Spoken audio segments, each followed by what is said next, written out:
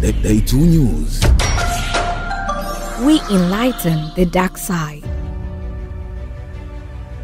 Hapa ni Day 2 News. Moja kati ya story kubwa Tanzania tangu jana ni masuala mazima ya usafiri wa mwendo kasi, na kama ulikuwepo jana karibu na taarifa, utaona vurugu ambazo zilitokea usiku zinazohusu mwendo kasi, na baadaye vituo vya mwendo kasi na baadhi ya magari yakashambuliwa kabla ya leo Tanzania kushuhudia magari mapya ya mwendo kasi.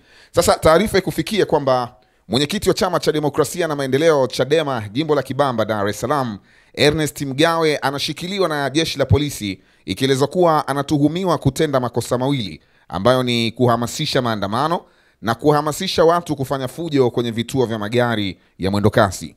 Taarifa iliyotolewa alfajiri ya leo Alhamisi Oktoba 2, 2025 na wakili wake Dickson Matata imeeleza kuwa baada ya Mgawe kukamatwa jana Oktoba 1, 2025, mteja wake alipelekwa kwenye kituo cha polisi Oysterbay, ambapo akiwa kituoni hapo aliandika maelezo.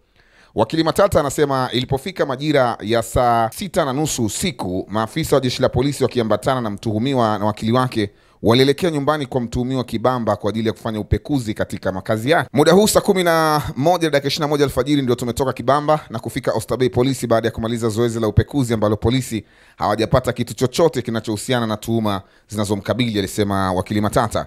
Katika maelezo yake, wakili Matata amebainisha kuwa zoezi hilo lilikuwa linasimamiwa na mkuu wa kituo cha polisi Gogoni, ASP Yahaya M. Omari, alikuwa anatekeleza maelekezo ya RCO Kinondoni.